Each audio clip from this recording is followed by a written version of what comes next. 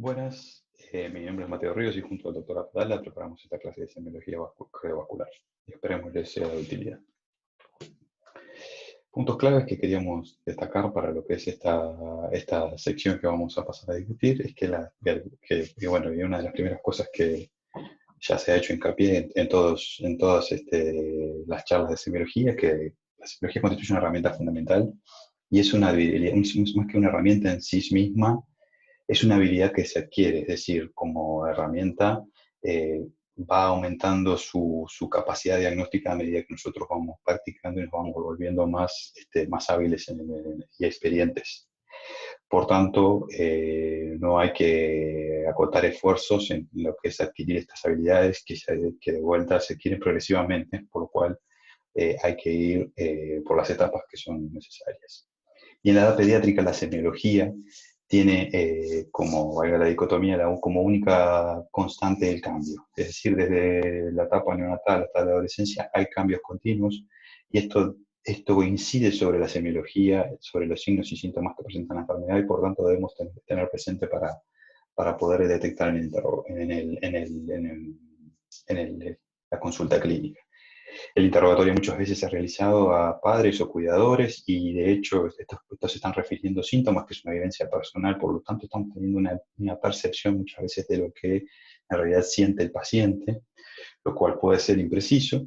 Y bueno, los hallazgos de la historia del examen físico van a guiar nuestro diagnóstico clínico, o sea, podemos agruparlos en diagnósticos sindromáticos y llegar a un diagnóstico clínico, y eventualmente de ser o no necesario realizar exámenes complementarios.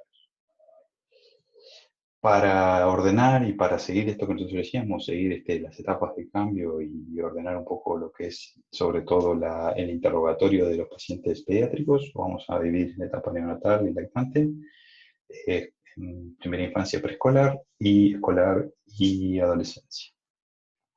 En neonatos y lactantes, fundamental en la valoración de las curvas de crecimiento, ¿sí? ¿Por qué? Porque las curvas de crecimiento pueden ser uno de los primeros indicadores de que algo va mal y uno de los primeros signos de enfermedad cardiovascular. A su vez está el desarrollo que va de la mano de la evaluación que siempre hacemos, crecimiento y desarrollo en el control del niño sano. Ustedes ya lo han visto esto en las clases anteriores y lo importante es que, bueno, el crecimiento, si se ve, es agudo, por ejemplo, si desarrolla insuficiencia cardíaca en forma aguda, repercute sobre el peso, si se mantiene esta insuficiencia cardíaca, seguramente termina repercutiendo sobre la talla y eventualmente puede repercutir sobre el desarrollo. Ahora, si tenemos un paciente que desde un inicio tiene compromiso del crecimiento, el desarrollo y la enfermedad, presenta más una enfermedad cardiovascular, debemos tener muy en cuenta si ese paciente no presenta algún tipo de síndrome o patología ya genética, ¿sí? Genéticamente adquirida que determine el comportamiento que estamos viendo, ¿sí? A su vez, los síndromes, por ejemplo, el síndrome del niño Down, el síndrome de Down, que el niño tiene un crecimiento y un desarrollo particular y que tenemos curvas para ello también patrones del desarrollo que a seguir. Si existe una cardiopatía puede comprometer incluso en ese paciente, por tanto es importante tener los valores de referencia para así adecuarlos a cada paciente. El tiempo de instalación de síntomas, ¿y a qué nos referimos con esto? Bueno, fundamentalmente lo que queremos hacer hincapié es en una cosa. El niño, el feto sale de la vida intrauterina a la vida extrauterina. En el cambio de la vida intrauterina a extrauterina, el corazón pasa de funcionar en un circuito en paralelo, gracias a la presencia de shunts, a un circuito en serie, donde los shunts se van cerrando y el último en cerrarse es el ductus arterioso. Los pulmones que en la etapa intrauterina se encontraban con poco flujo de sangre, llenos de líquido y no funcionantes, se expanden, se llenan de aire, aumenta la circulación pulmonar, por lo cual baja significativamente las resistencias vasculares pulmonares, pero esto es en la etapa aguda y a pesar de ello mantiene cierto grado, cierto nivel, si bien es significativamente inferior a la resistencia sistémica, se mantiene niveles de resistencia vascular que son mayores a los del adulto. Y a partir de los 15 días de vida, más o menos, el prematuro se da un poco antes, estamos hablando del niño de término, a los 15 días comienza el descenso paulatino de estas resistencias vasculares, que se completa el descenso llegando a los valores, como decíamos, del adulto a las 6 a 8 semanas. ¿Y en qué incide esto? Bueno, por ejemplo, si tenemos una cardiopatía en la cual existe una comunicación entre el lado izquierdo y el lado derecho del corazón, dígase una comunicación interventricular grande o un ductus arterioso grande, a medida que al principio la cardiopatía no va a incidir sobre la adaptación a la vida extrauterina, es decir, el cambio se hace sin problemas, ya que las resistencias vasculares pulmonares están algo elevadas, pero a medida que estas comienzan a descender, el flujo de sangre que recircula por los pulmones, es decir, la cantidad de sangre que hace un cortocircuito de izquierda a derecha, va a ir en incremento. Y este incremento va a ir haciendo que el paciente desarrolle sintomatología con el correr del tiempo y esta sintomatología vaya empeorando. Entonces, es muy importante tener este concepto para después, cuando vamos a evaluar a los pacientes, saber a qué nos estamos enfrentando y en qué etapa de su adaptación a la vida extrauterina está transitando el niño. Bueno, y no es lo mismo los síntomas en reposo que en ejercicio. Si nosotros tenemos, sobre todo refiriéndonos particularmente a la insuficiencia cardíaca, síntomas de insuficiencia cardíaca, el paciente puede no tener una insuficiencia cardíaca o esta estar compensada en una situación basal sin ningún tipo de esfuerzo, pero al momento de hacer el esfuerzo estos síntomas aparecen. Esto puede pasar principalmente con la disnea por insuficiencia cardíaca, pero prácticamente con cualquier síntoma podríamos aplicar esto. Y uno de ustedes me dirán, de neonatos y lactantes, ¿qué ejercicio de qué estamos hablando? Bueno, el primer ejercicio es la alimentación. Es un proceso complejo que le requiere al niño un esfuerzo significativo para adquirir esa energía. Si el niño está en una situación sin ningún tipo de compromiso, es decir, una cardiopatía miocardiopatía que determine que el corazón funcione en el límite ya en un estado basal, la alimentación no va a ser mayor problema para el bebé, pero en el caso contrario sí lo va a hacer. Y allí el niño puede presentar síntomas como aumento de la frecuencia respiratoria, o lo notan agitado, lo que nosotros denominamos como polipnea, que sienten los latidos fuertes de los latidos del corazón, palpitaciones, que pueden ser secundarios a la taquicardia en un caso de insuficiencia cardíaca, sudoración, ¿sí? Que el niño empieza a tener como pequeñas gotitas de sudor en la frente que luego se termina empapando. Esto durante la alimentación, que lo haga, la alimentación la haga con lentitud, con muchas pausas, que tome mucho tiempo, o que el niño a lo largo de la alimentación tenga periodos en que duerme, se vuelve a despertar, 5 minutos, se succiona otro poco, se duerme, se vuelve a despertar. Esto puede ser un síntoma como de fatiga, de cansancio, ¿sí? Y si el niño demora más de 30 minutos, un lactante habitualmente tiene que en ese tiempo haber ya terminado su alimentación, y si no lo hace, nosotros tenemos la sospecha de que tiene dificultad. Nuevamente tenemos que asociarlos a estos síntomas. Un síntoma aislado no puede hacer el diagnóstico. Lo mismo se refiere al último ítem, la irritabilidad, ¿sí? La irritabilidad, como acá lo marca isquemia. En realidad, la irritabilidad es que cuando el niño comienza la alimentación, empieza a llorar. Y para esto, bueno, esto puede ocurrir, por ejemplo, si lo ponemos en un contexto normal, un niño que la mamá tiene los pezones umbilicados en el cual le cuesta prenderse a pecho, la succión, o sea, le va a ser difícil y se va a poner irritable porque el niño lo que quiere es alimentarse, por hambre.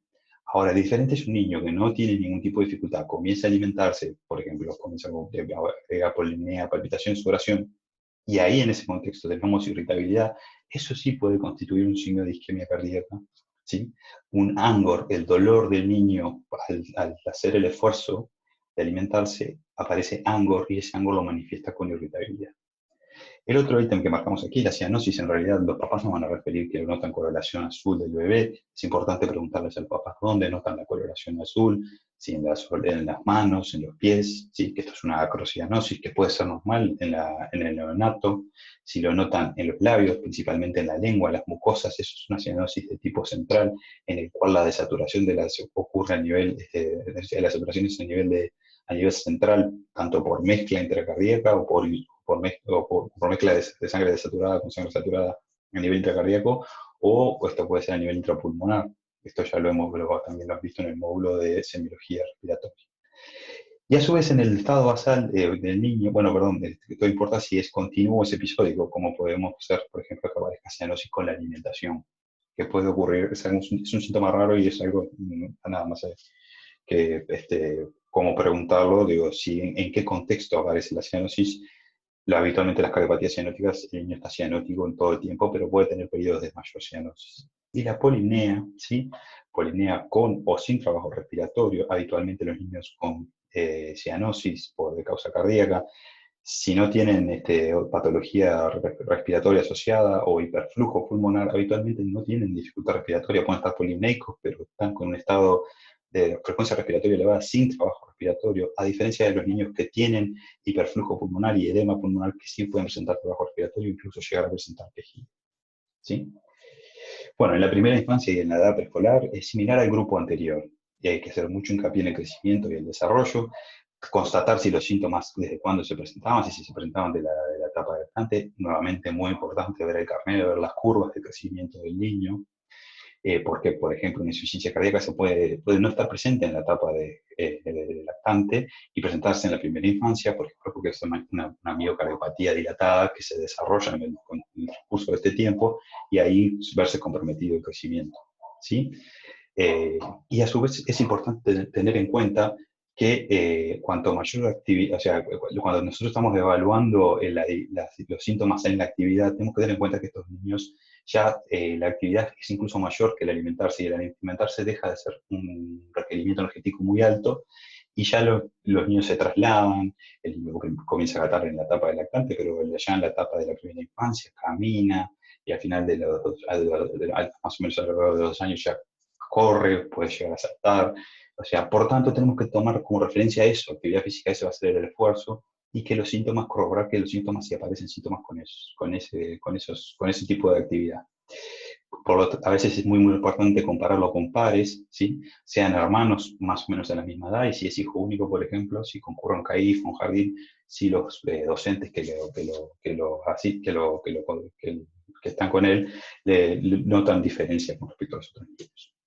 En la edad escolar y adolescentes, la historia ya aquí debe ser hecha del paciente. ¿Por qué? Porque el paciente mismo nos puede referir los síntomas, que es muy importante.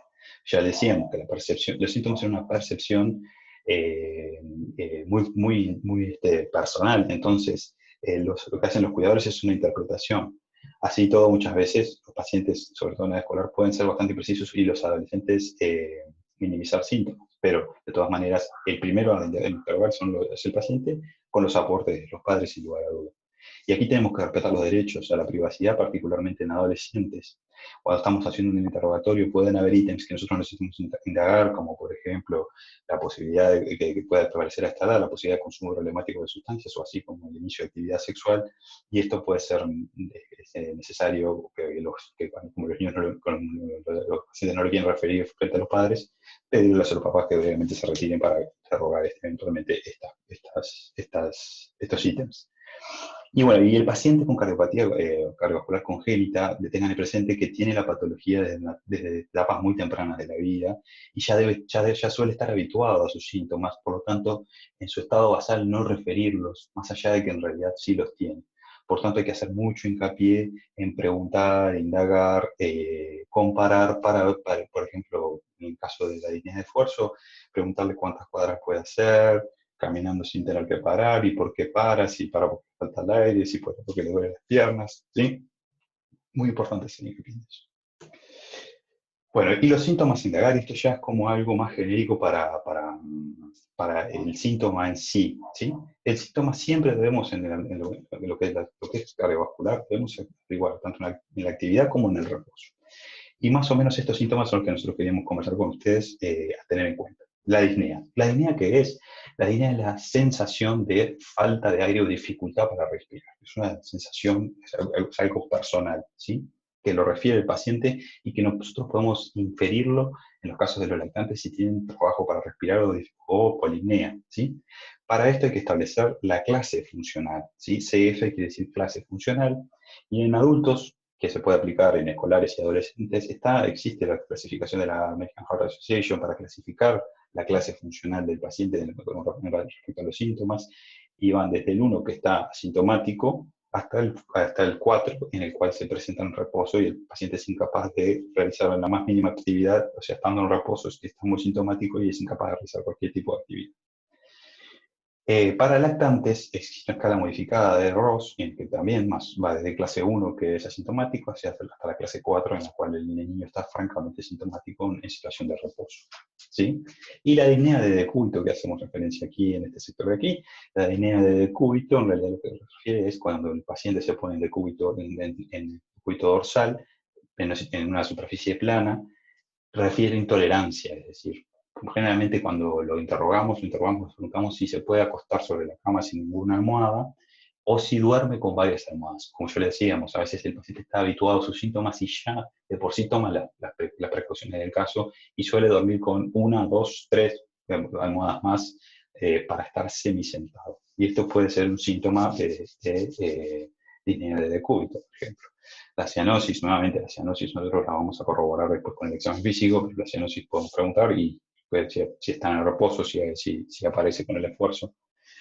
Las palpitaciones son la sensación, como decíamos, de que el corazón late, puede latir más fuerte, puede latir más rápido o latir más lento, ¿sí?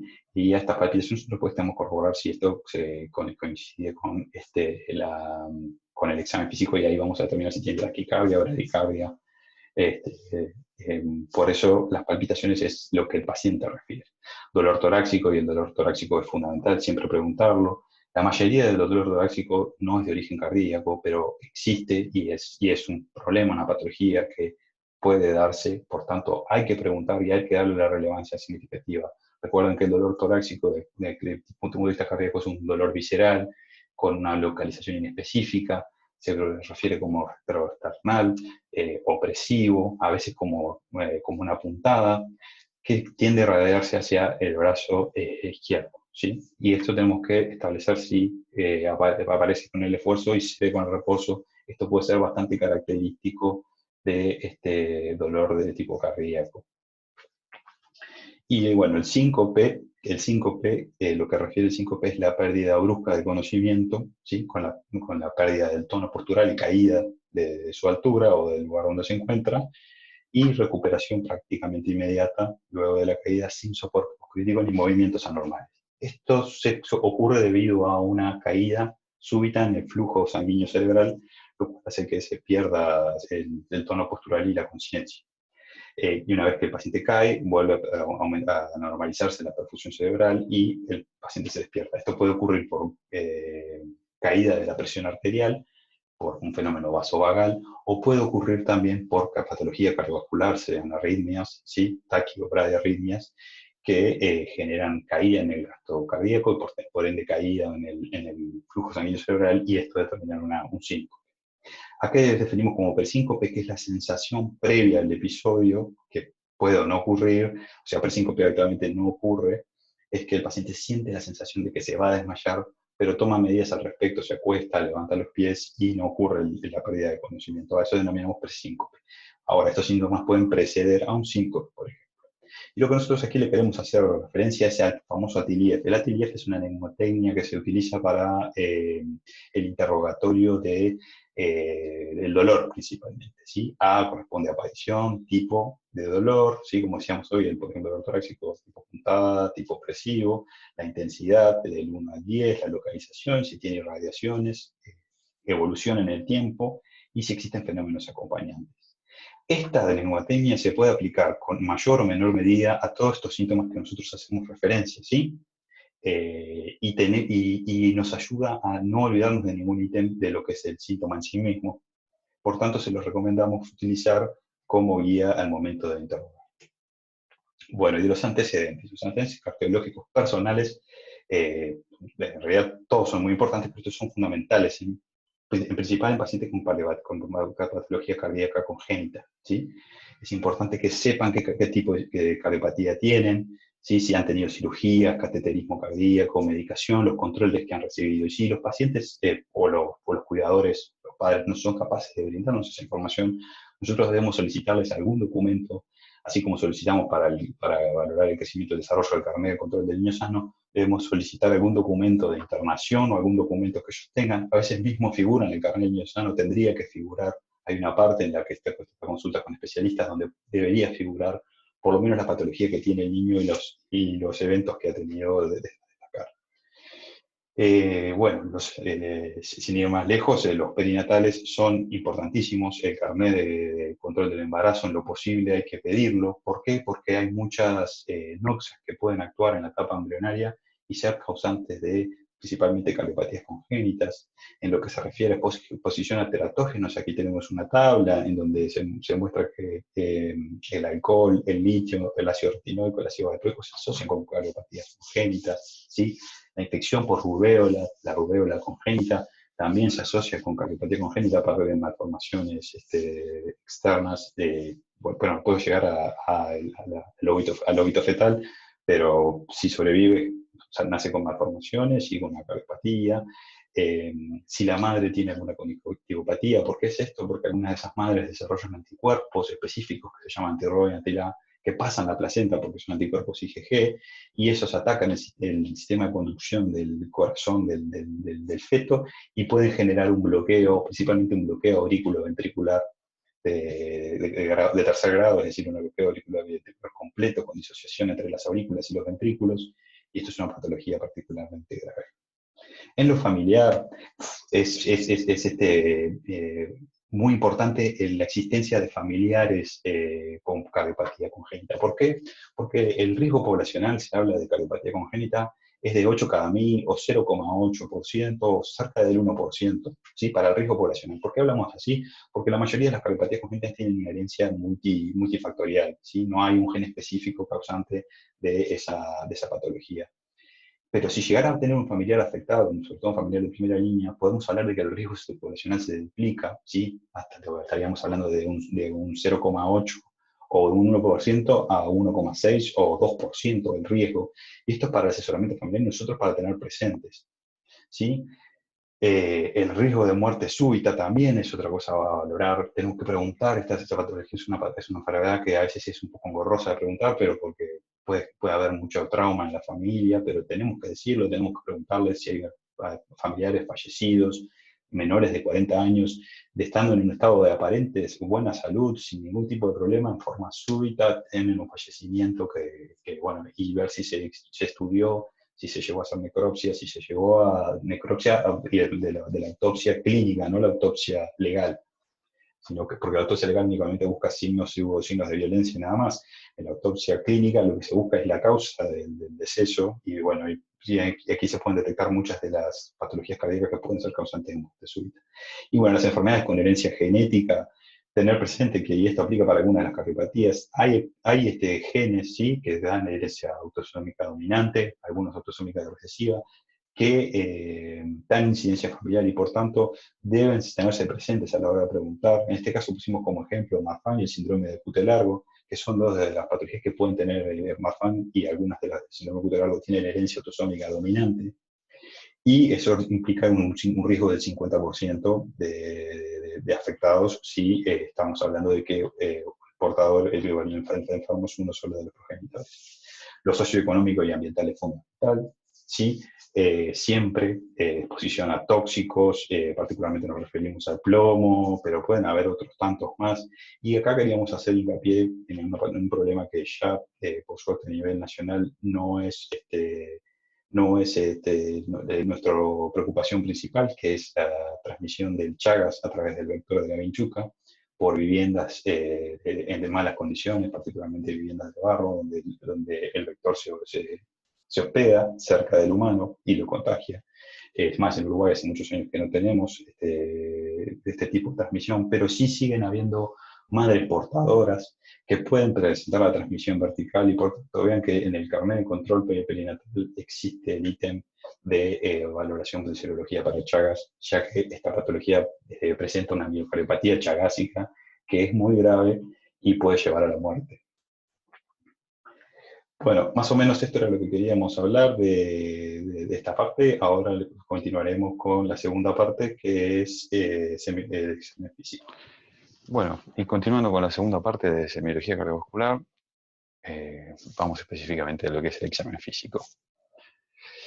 El examen físico, como todo examen físico, el examen examen cardiovascular está inmerso en el examen de valoración del paciente y por lo tanto las generalidades son muy importantes y aquí vamos a hacer algunas puntualizaciones nada más de lo que respecta a lo cardiovascular, pero que aplican a muchas de los sectores que nosotros hemos estado viendo, del tanto respiratorio, digestivo, etcétera. Debe ser, estas generalidades debe ser lo más completo posible y adaptado al paciente. Es decir, lo ideal es que el paciente esté en este caso lo vamos a ir a examinar el tórax, el paciente debería estar vestido para el examen físico, pero uno debe adaptarse. Por ejemplo, no es lo mismo examinar a un bebé en invierno o en un ambiente que no es el ideal, por lo tanto el ambiente tendría que ser el ideal, cálido, con un calefactor en el caso de que sea del tiempo de frío o en un acondicionador en el caso de que sea del calor, y el paciente debe estar con el cuerpo descubierto principalmente por el cardiovascular, el tórax. Pero a su vez debemos cuidar el pudor del paciente, especialmente en el contexto de cuando estamos viendo adolescentes o escolares, y esto es muy importante. A su vez, también, siempre que realicemos el examen físico, estos deben estar acompañados por los padres o eventualmente el cuidador que esté a cargo. Y debemos adaptar nuestro examen físico al momento de extraer la información. Saben que los distintos sectores que evaluamos podemos aplicar tanto la inspección, palpación, perfusión y ocultación, y que esto puede ser también lo que se llama inspección o ocultación estática y inspección y ocultación dinámica, que quiere decir el paciente en condición basal y el paciente realizando maniobras en caso de la realización con maniobras, la que se denomina dinámica. Y como pusimos ahí, la inspección, ocultación, palpación, no necesitamos hacer inspección, palpación, percusión y ocultación en ese orden, sino que debemos adaptar el orden en base a las condiciones que se encuentra el paciente. Por ejemplo, si queremos resaltar rápidamente lo que es la situación cardiovascular basal, podemos ir a la ocultación directamente o a la palpación antes de vestir al paciente y realizar la inspección. ¿Por qué? Porque podemos perder las condiciones basales porque el niño se pone nervioso, se pone a llorar, o es un bebé, la duración del bebé en estado de tranquilidad es algo variable, por lo tanto tenemos que adaptarnos. Y la percusión le pusimos un signo de interrogación porque muchas veces, sobre todo particularmente en la sección cardíaca, es algo que no suele ser de mucha relevancia o dar mucha información. Bueno, lo general siempre tiene que estar, en la primera parte del examen físico, y el aspecto general es fundamental. Ustedes han tenido clases de triángulo de evaluación pediátrica, aquí se aplica también eso. El aspecto general está muy relacionado con eso, lo que una primera impresión es la primera del paciente, ¿sí?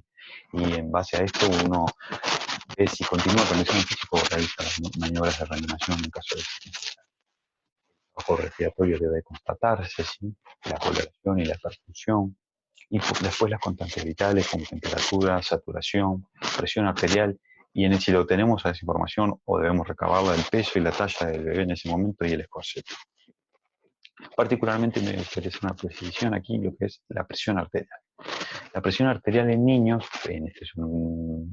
traído una muestra del carnet de control del niño sano correspondiente a varones, pero la presión arterial se debe medir en todo niño sano a partir de los 3 años, y la directriz debe constar en forma obligatoria en el carnet del niño sano, y se debe hacer en todo niño internado medición de presión arterial. Para hacer la medición arterial debemos tener las condiciones óptimas, y dentro de estas condiciones óptimas, primero tener al niño en un estado de calma, en un ambiente confortable, en lo ideal sin haber ingerido o estar durante la ingestión, sin haber realizado actividad en los últimos 5 minutos previo a la toma de presión arterial. A su vez, la muestra de la presión arterial, habitualmente la que tomamos, si es para condiciones de visión de control del niño sano, tomamos el brazo derecho, en el cual el manguito para el niño debe cubrir el 80% de la circunferencia por lo menos, y más de 2/3 o al menos 2/3 del largo del miembro que estamos midiendo. Ahora, si vamos a medir a un niño en el cual queremos tomar medida de los cuatro miembros, bueno, en este caso lo que se hace es medir el brazo derecho, el brazo izquierdo, y se debe tomar la pierna derecha y pierna izquierda con un manguito que cumpla con las condiciones que habíamos dicho. A su vez, estas mediciones después debemos extrapolarlas a el percentil de la talla del niño, ¿sí? Por eso se toma, como hace muy bien referencia aquí en la tabla el percentil de la talla y la edad del niño, y vamos viendo tanto para la presión sistólica como la presión diastólica el percentil 95, que se toma como el máximo. Más allá del percentil 95, comienzan las cifras de hipertensión arterial o hipertensión arterial y la severidad de la presión arterial cuando, por ejemplo, supera el percentil 99.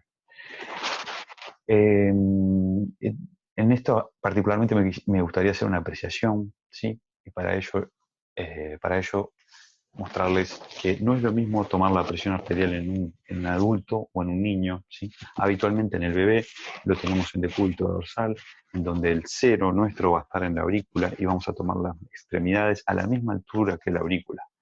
Si el paciente se encuentra de pie, en el caso del bebé no ocurre tanta diferencia, pero si estamos hablando de un adulto, tomar a un adulto la presión en los miembros inferiores, estando sentado o estando de pie, nos va a dar una significativa diferencia en el registro, ¿sí?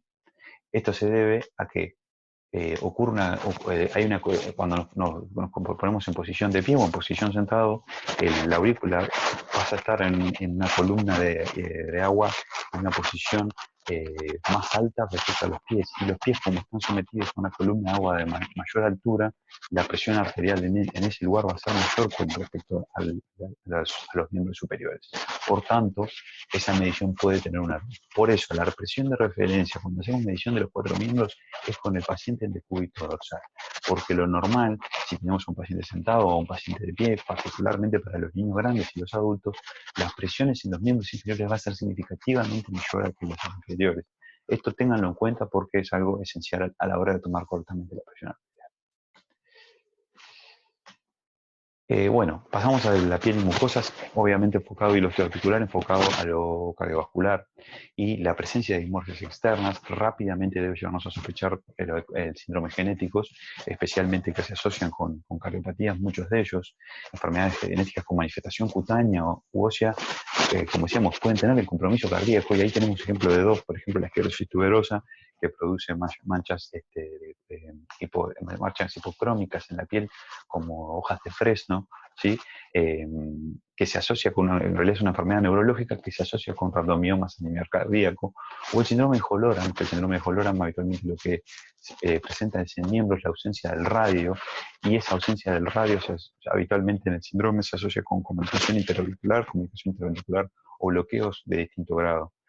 En el síndrome de Holoram particularmente se ocurre porque este síndrome se ve afectado un marcador embrionario, ¿sí? Que al momento del desarrollo de los miembros, que ocurre en simultáneo con la morfogénesis de miembros, ocurre en simultáneo con la morfogénesis cardíaca, y comparten en algunos de esos marcadores embrionarios.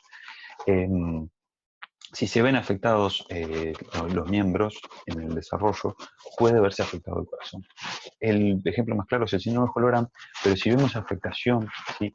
De miembros, o ausencia de radio, ausencia del cúbito, ausencia de alguno de los dedos, ¿sí? O fusión de dedos, debemos de pensar si no podría existir una enfermedad cardiovascular asociada, por esto que hacíamos referencia. Bueno, la cianosis. La cianosis, como ustedes saben, es la coloración azul, la coloración de piel azul, ¿sí? Secundaria a la desaturación de hemoglobina, más de 5 gramos porcentuales. Lo que debemos hacer diferencia entre lo que es cianosis central y lo que es cianosis periférica.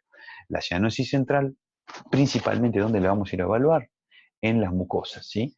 Aquí tenemos una foto de un niño con una cianosis marcada, donde están los labios cianóticos y donde hay una mucosa yugal cianótica. Vean las mucosas, vean la lengua para ver la cianosis central, ¿sí? A su vez, un elemento de cronicidad, es decir, que este niño, este paciente puede haber estado expuesto, este bebé, este escolar puede haber estado expuesto en forma crónica a la cianosis, es la presencia de hipocratismo digital.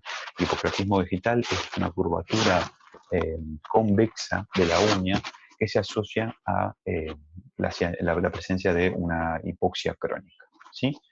Y bueno, y diferenciales de cianosis, es decir, cianosis en mi cuerpo superior o en el de mi cuerpo inferior, eso puede ser una variación que puede ocurrir, sobre todo en el contexto de hipertensión arterial o algunas cardiopatías, como dice ahí, la cianosis invertida, es decir, cianosis en el de mi cuerpo superior y cianosis y coloración normal en mi cuerpo inferior, que particularmente puede ocurrir en transposición de grandes arterias. Ahora no viene el caso hacer esa apreciación, pero ténganlo en cuenta que la cianosis podemos incluso diferenciar sectores del cuerpo con diferente coloración. Y la cianosis periférica, que aquí tenemos lo que es la acrocianosis del bebé, del recién nacido, puede ser normal, como ocurre en el bebé del recién nacido, y habitualmente ocurre por vasoconstricción periférica, lo que puede ocurrir en miembros, pero hay que tenerlo muy presente en el contexto de bajo gasto.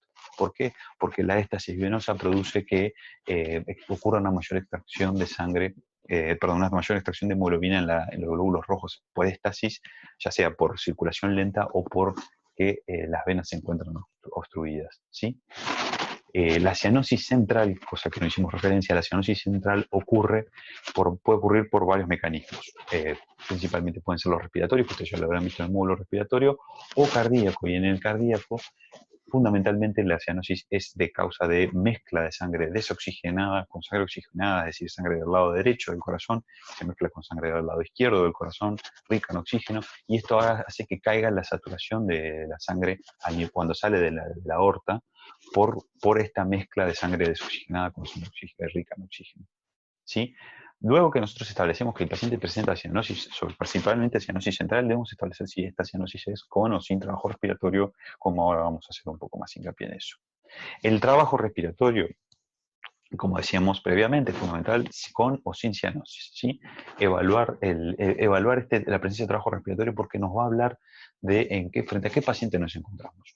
La cianosis por cardiopatías que producen mezcla intracardíaca sin generar sobrecarga pulmonar por hiperflujo, sea, o por edema pulmonar por obstrucción, por ejemplo, de las venas pulmonares, estos pacientes habitualmente tienen polimnea, pero es una polimnea superficial que es un mecanismo compensatorio al alcanzado de la saturación baja de hemoglobina, en el cual el aparato respiratorio, el músculo, el diafragma es ordenado a contraerse con más frecuencia para compensar este efecto que en principio lo interpreta como respiratorio, pero el problema no es respiratorio, sino que es por la mezcla, como decíamos, intracardíaca.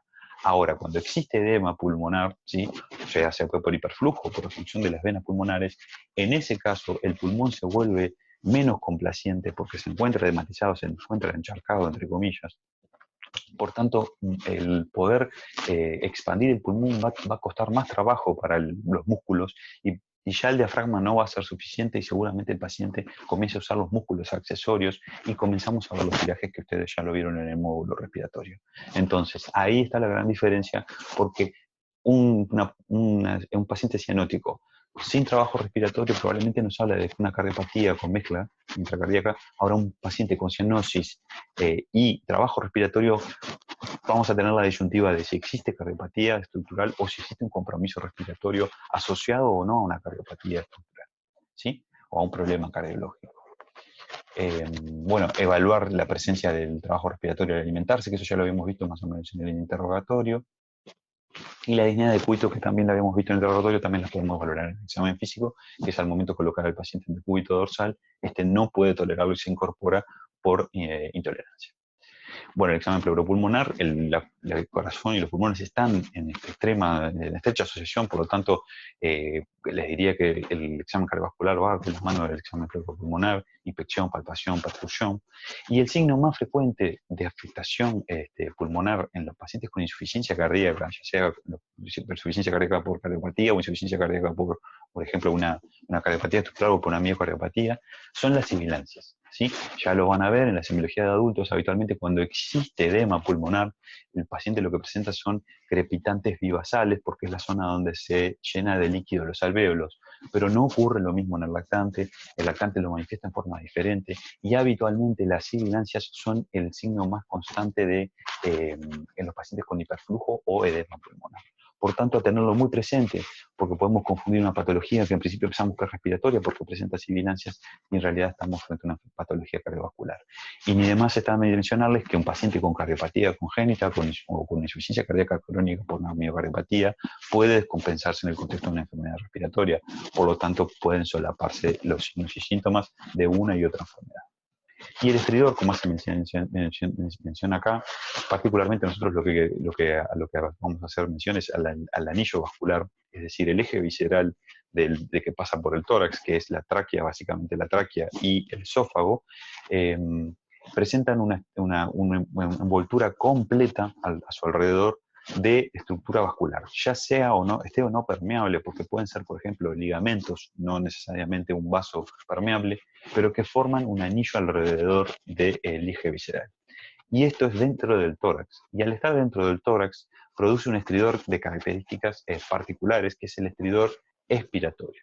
¿Por qué? Porque el colapso de la vía aérea ocurre en expiración, como ya lo habrán visto en la sección de respiratorio, o lo van a ver como corresponde en fisiopatología, ¿sí? Pero lo que ocurre es un colapso de la vía aérea en la expiración, porque aumenta la presión intratorácica se vuelve positiva, y esto supera la presión intraluminal, con lo que termina un colapso de la vía aérea. Bueno, y yendo particularmente a lo cardiovascular, el examen cardiovascular, vamos a ver, como le decíamos, lo ideal es tener al paciente con el tórax descubierto, hacer un examen adecuado con una inspección, palpación, auscultación, y bueno, como decíamos, la percusión podemos obviarla. Y en la inspección, siempre en la inspección lo que hay que tener presente son las estructuras subyacentes, ¿sí? Por eso les hago este juego. Ustedes sepan más o menos qué es lo que se encuentra en determinado lugar, ¿sí? Por lo cual vamos a ver ahora, por ejemplo, para palpar la punta cardíaca, pero tener en cuenta que en los niños podemos tener malformaciones, por lo tanto esas estructuras pueden cambiar de lugar. ¿Sí? En la inspección debemos ver que no hayan cicatrices, que no hayan asimetrías, ver los latidos precordiales, ¿sí? Los latidos, habitualmente no es frecuente ver latidos, podría verse en un paciente delgado el latido del ápex a nivel de la línea, en la línea medio clavicular, en el quinto espacio intercostal, y en el lactante sería en el cuarto, pero esto es poco habitual, ¿sí? Latidos arteriales, podemos ver el latido a nivel de la aorta, a nivel del hueco suprasternal, o otros latidos que ya son incluso más patológicos. No es habitual verlo en el suprasternal, podría verse en algunos individuos, pero los latidos a nivel supraclavicular ya sería patológico. Bueno, y a su vez la ingurgitación venosa y los latidos venosos. Para esto lo importante es hacer una apreciación de que el paciente tiene que, para realizar esa maniobra, tenemos que tener al paciente en decúbito dorsal a 30 grados y ver en ese contexto ver la ingurgitación venosa y cuánto se ingurgitan las venas. ¿Sí? Habitualmente no deben superar la base del cuello o el tercio inferior del cuello. Si ocurre por encima de esto, ya ver la ingurgitación venosa en este contexto debe llamar la atención, y si supera estos parámetros, seguramente estemos frente a una ingurgitación venosa de tipo patológico. Sí, pero el paciente debe estar sin dolor, debe estar en una posición cómoda, porque si el paciente está realizando maniobras de Valsalva, ahí en ese contexto vamos a tener ingurgitación venosa, y eso no significa patología, sino que simplemente es por la presión positiva dentro del tórax. Bueno, y la palpación, vamos a ir a palpar con nuestra mano el tórax del paciente, ¿sí? Y ahí hacemos referencia a los latidos que ahora vamos a ver, latido diagonal, latido sagital, los latidos arteriales, los pulsos y eventualmente frémito, ¿sí? Entonces, lo que son la palpación de pulsos, ¿sí? Puntualmente. En la palpación de pulsos, y yendo a valorar con el ejemplo de este muñeco, ¿sí? La idea de la palpación de los pulsos es ir a palpar los pulsos en base, teniendo en cuenta que el corazón es el de la bomba, y los vasos que se encuentran a relativa proximidad de dicha bomba del corazón van a tener más o menos la misma sincronía sincronía e intensidad, ¿sí? En el pulso nosotros vamos a valorar la frecuencia, la regularidad y la intensidad, pero la sincronía no la da la distancia que se encuentra del corazón. En el bebé, ¿sí? Como es el caso de este muñeco, los pulsos que vamos a ir a buscar en el bebé no buscamos el pulso yugular, ya que el pulso carotidio, porque la carótida, el seno carotidio es muy sensible y podemos desencadenar fenómenos vasovagales. Por lo tanto, los pulsos que nosotros vamos a tener de referencia en el bebé es el pulso humeral, ¿sí? O el pulso braquial, que lo vamos a ir a buscar por dentro del brazo, buscando la arteria humeral y tratando de comprimirla levemente contra el hueso humeral, o si no, los pulsos femorales, ¿sí? Que los pulsos femorales se encuentran entre la espina ilíaca antero-superior, que es más o menos a este nivel, ¿sí? Espina ilíaca antero-superior, y la sínfisis pubiana en la unión de los dos tercios internos con el tercio externo. Más o menos ahí vamos a topografiar el pulso femoral. Para palpar el pulso vamos a usar 2 dedos o un dedo, ¿sí? Y lo vamos a colocar sobre la zona. Y lo que habitualmente hacemos en el examen físico, que se hace sobre la derecha del paciente, es colocar nuestros 2 dedos en la zona que decíamos a nivel femoral y a nivel braquial, ¿sí? Y en simultáneo ver si existe sincronía, es decir, que los dos ocurren al mismo tiempo y con la misma intensidad. Si ocurre alteración en la intensidad, es decir, que el pulso braquial o el pulso humeral sea más intenso y más precoz que el pulso femoral, eso ya no se puede estar hablando de una patología, particularmente coartación de aorta. ¿Por qué? Porque la coartación de aorta es un stop que ocurre a nivel de la aorta, del callado aórtico, luego que emergen los vasos de la cabeza y de los miembros superiores, y por tanto ese stop lo que hace es que la onda de pulso no llegue o llegue tardíamente a las extremidades inferiores, ¿sí? En el adulto o en el niño más grande sí podemos comparar el pulso carotidio, por ejemplo, con el pulso femoral, que son pulsos que se encuentran en sectores más o menos similares, ¿sí? Luego que hicimos eso, vamos a ir a palpar ambos pulsos braquiales, ¿sí? Esto me lo coloco como el muñeco para que se vea mejor, ambos pulsos braquiales o ambos pulsos humerales y ambos pulsos femorales. Otros pulsos que podemos valorar en el bebé, ¿sí? Que es muy difícil de palpar, es el pulso radial, ¿sí? Y el pulso tibial posterior por detrás del maléolo interno, o el tibial anterior, ¿sí? Por encima, un poco medial el primer metatarsiano, ¿sí? Estos pulsos son periféricos y en pacientes en contexto de efecto hemodinámico, lo habitual es no poder encontrarlos.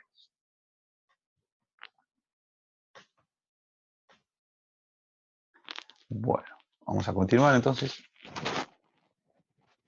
con la palpación cardiovascular. Y la palpación cardiovascular, nuevamente, bueno, para tener el ejemplo, como les decía, ¿no? Lo hacemos con el muñeco. Disculpen que el muñeco no es completamente anatómicamente correcto, pero lo que hacemos es colocándonos nosotros a la derecha del paciente. Lo primero que vamos a hacer es colocar nuestra mano con la palma de la mano sobre el tórax del paciente, ¿sí? Sobre el lado izquierdo, porque habitualmente el corazón se encuentra del lado izquierdo, pero hay que tener presente que podemos estar frente a una dextrocardia, por lo tanto, tocar el lado derecho puede ser adecuado porque el impulso cardíaco puede estar importante. Y lo que vamos a ir a palpar es dónde sentimos el impulso cardíaco. Una vez que sabemos que sentimos el impulso cardíaco en el lado izquierdo, habitualmente lo que hacemos es con nuestros 2 dedos, igual o un dedo, habitualmente usamos 2 dedos, en la zona donde sentimos el corazón, vamos a ir a buscar la punta cardíaca. La punta cardíaca, habitualmente, como ya habíamos dicho, se encuentra normalmente en una línea que se traza desde el medio de la clavícula hacia abajo, en el bebé en el cuarto espacio intercostal, y en el niño más grande y en el adulto a nivel de el quinto espacio intercostal, ¿sí? Entonces, palpamos el pulso y vemos, el impulso cardíaco, y vemos las características que tiene, ¿sí? Habitualmente es muy suave, es como un golpe suave que sentimos sobre la punta de los dedos. Si este impulso es muy intenso,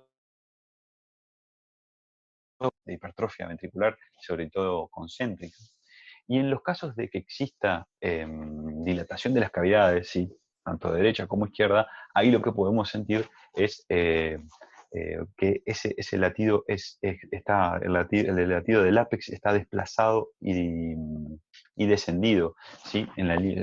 Cerca de la línea axilar anterior. Habitualmente ocurre esto en la dilatación de cavidades izquierdas, o podemos palpar ese latido a nivel paraesternal izquierdo, cerca del esternón, y en ese caso ocurre en el contexto de dilatación por sobrecarga de volumen de cavidades derechas, ¿sí? La predominancia ventricular, ¿a qué hace referencia la predominancia ventricular? Bueno, básicamente la predominancia ventricular lo que hace referencia es que nosotros vamos a sentir el latido cardíaco a nivel del precordio, lo vamos a sentir con cierta intensidad, ¿sí? Lo que habitualmente los papás nos refieren como palpitaciones, nosotros vamos a sentir que el corazón se encuentra en lo que se llama precordio hiperdinámico, ¿sí? Sentimos como el corazón late fuerte y rápido en todo un sector del hemitórax, ¿sí? Eso no es habitual de palpar, ¿sí? Habitualmente esto es en el contexto de dilatación de cavidades, ¿sí? En el caso de insuficiencia cardíaca, sobre todo las que presentan hiperflujo pulmonar. Nosotros lo que vamos a colocar en nuestras manos es que vamos a sentir ese latido. Y lo que debemos diferenciar es si el latido es más sobre cerca del esternón, ¿sí? Que sería paraesternal, que eso sería un latido sagital, o más lateralizado hacia la línea axilar, esto sería un latido diagonal. En el adulto, lo que se hace habitualmente en el adulto es la maniobra con el talón de la mano apoyado sobre el tórax y viendo nuestro codo. ¿Sí? En el adulto, al apoyar sobre el tórax a nivel en la zona paraesternal derecha, paraesternal izquierda, y vemos si nuestro codo se moviliza. En ese caso, nos está indicando que hay un incremento, o sea, hay un latido sagital y hay un movimiento de las cavidades derechas. En el latido diagonal lo que hacemos es, seguimos con nuestra mano, ¿sí? La colocamos a nuestra mano siguiendo el eje del corazón, pero con el talón sobre el ápex cardíaco, ¿sí? Y vemos si hay un desplazamiento de nuestro codo. En ese contexto también estamos hablando de lo que es el latido diagonal en el niño grande o en el adulto. Bueno, y la palpación de presencia de frémitos, habitualmente esto ya nos está hablando de organicidad de los óculos y también lo palpamos con los dedos, pero con la base de los dedos o la palma de la mano. Y los cierres valvulares se pueden palpar, pero esto es algo raro que ocurra. Bueno, para la auscultación. Para la auscultación lo que vamos a hacer es utilizar el estetoscopio. ¿Sí? El estetoscopio, ya está familiarizado, pero vamos a hacer un breve repaso. El estetoscopio debe ser adecuado al paciente, ¿sí? Por tanto, debemos usar un estetoscopio. El estetoscopio cuenta de 2 olivas, un caño o 2 caños, un diafragma, una campana y diafragma. ¿Sí? Puede ser como este estetoscopio de 2 diafragmas o de un diafragma y una campana en el sector sin, o sea, una campana sin diafragma en el sector posterior que nos permite ocultar soplos, sobre todo de los que son de más agudos. Entonces, ¿qué vamos a hacer con el estetoscopio? Ustedes ven que el estetoscopio tiene una curvatura. Esta curvatura es para seguir la curvatura que tenemos naturalmente en el conducto auditivo externo. Por lo tanto, la curvatura va hacia adelante, o sea, lo colocamos la curvatura del estetoscopio hacia adelante, ¿sí? Y enganchado en ambos, o sea, con un adecuado, protector para colocar las olivas en las orejas, ¿sí?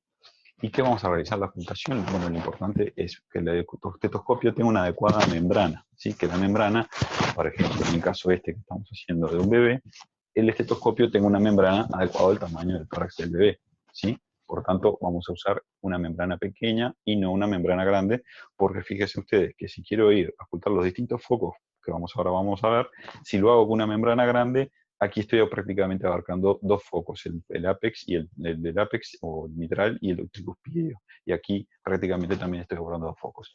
Si llegara a tener una membrana sin contar con una membrana pequeña, lo que podemos hacer es colocar un poco de tela o un poco de ropa del paciente sobre una hemimembrana de manera de limitar la membrana, el contacto con el tórax, ¿sí? Y los focos que vamos a ir a ocultar, como lo presenta ahí muy bien en el esquema, tenemos el foco mitral, ¿sí? O el ápex cardíaco, ¿sí? Que está aquí, ¿sí? Que es donde sentimos la punta cardíaca, el foco tricuspidio, que es el paraesternal izquierdo, quinto espacio intercostal paraesternal izquierdo, el mitral no dije que era en línea medio clavicular, quinto espacio intercostal, línea medio clavicular. Después tenemos el segundo espacio intercostal, o identificando el ángulo de Lewis, palpamos y vamos a ahí se correspondería con el segundo espacio intercostal, vamos al paraesternal izquierdo y tenemos el foco pulmonar, y si vamos al paraesternal derecho tenemos el foco aórtico. Tengan presente que en realidad la válvula aórtica se encuentra a este nivel, pero la irradiación dado por cómo emerge el arco aórtico, la irradiación del segundo ruido generado por el cierre de la válvula aórtica, se va a encontrar a este nivel, y la válvula pulmonar, por cómo el trayecto de la arteria pulmonar también se va a sentir a este nivel. La presencia de los ruidos cardíacos se generan, no se sabe con exactitud dónde se generan los ruidos cardíacos, pero no es propiamente por el cierre valvular, sino que se plantea que la detención súbita del flujo de sangre por el producto del cierre valvular lo que genera es vibración de las estructuras, ya sea las cuerdas tendinosas o las paredes de los ventrículos o las paredes arteriales, que esa vibración se transmite hacia el tórax y lo que nosotros ocultamos como ruidos cardíacos, ¿sí? Por tanto, en la en la auscultación lo que debemos tener, disculpe si me había pasado diapositiva, es los ruidos cardíacos. Y los ruidos cardíacos, los ruidos normales son el primer y segundo ruido cardíaco. El primer ruido cardíaco constituye el cierre de las válvulas mitral y tricúspide, ¿sí?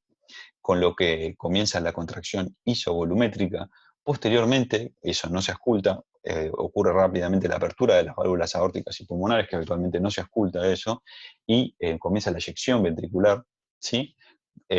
Para después ocurrir la relajación ventricular con el cierre de las válvulas aorta y pulmonar, constituyendo lo que se conoce como el segundo ruido cardíaco.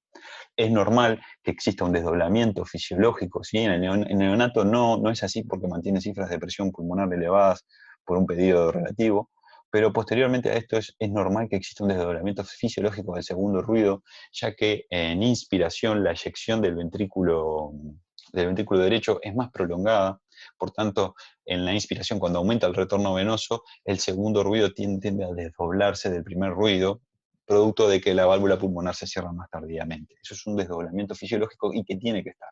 Lo que no es normal es que el segundo ruido tenga un desdoblamiento que es fijo o un desdoblamiento paradojal, que quiere decir que la válvula aórtica se cierra después que la válvula pulmonar. El tercer ruido cardíaco puede ser un hallazgo normal. El tercer ruido cardíaco es un ruido suave que se ausculta habitualmente con la campana a nivel del ápex o del foco mitral o del foco tricuspidio, y es como un retumbo, ¿sí? El primer ruido es un ruido que hace como pum, y el segundo ruido es como un tac, pum, tac, pum, tac. En caso de tener un tercer ruido, lo que vamos a estar escuchando es un pum, tac, pum, pum, tac, pum, pum, tac, pum.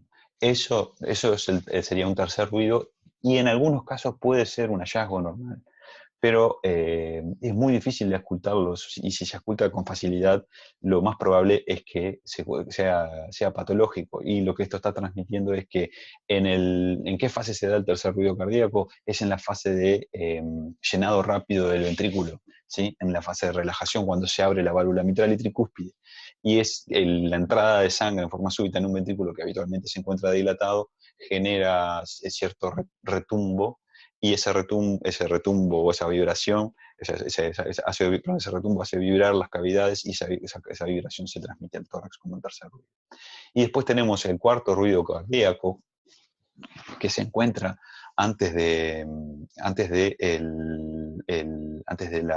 del cierre de la válvula mitral y tricúspide, y que siempre es un ruido anormal, ¿sí? Siempre es un ruido anormal porque lo que está transmitiendo es que los ventrículos se encuentran rígidos o a máxima capacidad una vez que ocurre la patada auricular, ¿sí? Habitualmente es como se escucha con una característica similar al segundo ruido, por lo cual se le dice que es eh, puntata, puntata, puntata, puntata. En caso, eso sería el ta, el segundo, el ta, eso sería el cuarto ruido cardíaco, que no es normal. Disculpen la fonética, pero en realidad es más o menos así como se escuchan. Les invito a que escuchen, mientras no puedan acceder a pacientes, auscúltense a sí mismos para identificar el primer y segundo ruido, y a su vez a auscultar, y después a auscultar a sus familiares, los que estén junto con ustedes en el domicilio, o acudir a las distintas plataformas virtuales. En YouTube, por ejemplo, hay varios ejemplos de tanto ruidos anormales como los soplos, que ahora vamos a ir a valorar. Y bueno, y si tenemos ruidos adicionales, que es lo que se conoce como soplos, debemos de identificar el soplo si es en sístole o en diástole. Recuérdense que la sístole ocurre entre el cierre de las válvulas mitral y tricúspide, y antes del cierre de la válvula pulmonar y aórtica. Y la diástole ocurre luego del cierre de la válvula pulmonar y aórtica, y antes del cierre de la válvula mitral y tricúspide, ¿sí? Los soplos habitualmente ocurren por turbulencias en el flujo de sangre, ¿sí? Y este soplo debe identificarse si está en sístole o en diástole, ver dónde se ausculta con mayor intensidad, si es en el ápex, si es en el foco aórtico, si es en el foco pulmonar, y a su vez ver a dónde se irradia dicho soplo. Aquí tenemos un foco accesorio, que también ese foco se llama foco aórtico accesorio, otros lo conocen como el foco de Erbs, que es otro foco para escultar. Cuando nosotros escultamos un ruido que es patológico, lo aconsejable sería cambiar los focos de escultación y variar para ver para dónde se irradia con mayor intensidad dicho soplo, porque muchas veces tenemos soplos que se irradian del foco mitral al foco tricuspidio, o del foco mitral al foco de Hertz, o del foco aórtico hacia los vasos de cuello. Por tanto, escultar la irradiación es fundamental. ¿Sí? O sea, dijimos la identificación, si es sistólico o diastólico, pero a su vez hay que decir si es al inicio de la sístole, la mitad de la sístole, al final de la sístole, o durante toda la sístole. Y esto es lo que se hace referencia a lo que es proto, meso, tele y holo sistólico, y lo mismo ocurre para los soplos diastólicos, que son protodiastólicos, mesodiastólicos o telediastólicos. Posteriormente, una vez que identificamos esto de las características del soplo, lo que debemos decir es la intensidad y los grados de intensidad que se han pautado van del 1 al 6. Un soplo grado 1 es un soplo que es muy tenue, que se esculta con dificultad, que puede escultarlo uno examinador y otro no. Un soplo grado 2 es un soplo que se esculta con cierta facilidad, pero sigue siendo de características bastante suaves. Un soplo grado 3 es un soplo que se esculta con gran facilidad y que tiene una diferencia importante con el soplo grado 4, que es la presencia. El soplo grado 4 es un soplo de intensidad muy parecido al de grado 3, pero el grado 4 presenta frémito. Y la presencia de frémito, ¿sí? La presencia de frémito no se establece de que existe organicidad. O sea que los soplos 4, 5 y 6 sabemos que son soplos orgánicos, que son soplos patológicos. En cambio, los soplos 1, 2 y 3 es muy difícil establecer si son patológicos o no, porque pueden corresponder a soplos funcionales, que eso lo verán en la bibliografía y lo veremos eventualmente en los talleres. Los soplos, tenemos los soplos funcionales que son habituales y muy frecuentes en pediatría.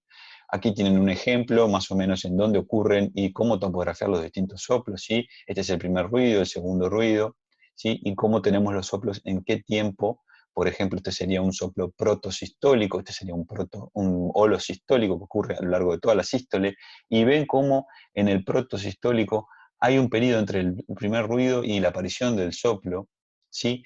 Que este periodo generalmente se da a la contracción isovolumétrica, y los soplos que no son por insuficiencia valvular de las válvulas auriculoventriculares o comunicaciones interventriculares, es raro que ocurra un soplo en este tiempo. O sea, un soplo holosistólico debe orientar a insuficiencia de las válvulas AB o a comunicaciones entre los ventrículos, ya que está comprometida la fase isovolumétrica, que es cuando las válvulas aórtica y pulmonar se encuentran cerradas.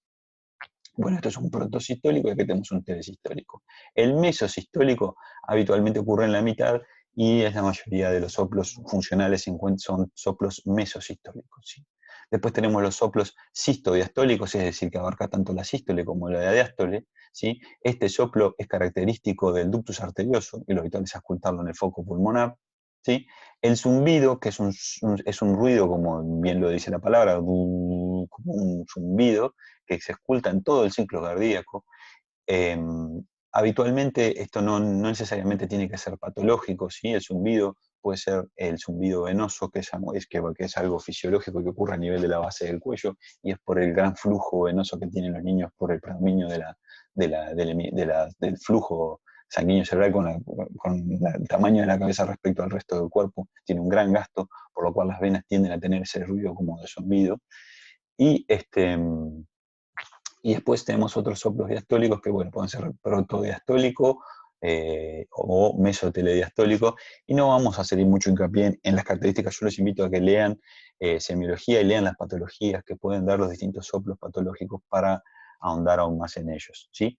Y a su vez lo que podemos asociar a los soplos son las maniobras dinámicas, como yo les decía, poner al paciente en decúbito dorsal, que es cuando habitualmente hacemos la auscultación con el paciente en decúbito dorsal, pero al incorporar el paciente podemos auscultar y ver si los soplos se auscultan con mayor claridad, con menor claridad, o si cambia la intensidad del soplo. El cambio de la intensidad de un soplo con las maniobras dinámicas habitualmente es indicador de un soplo de tipo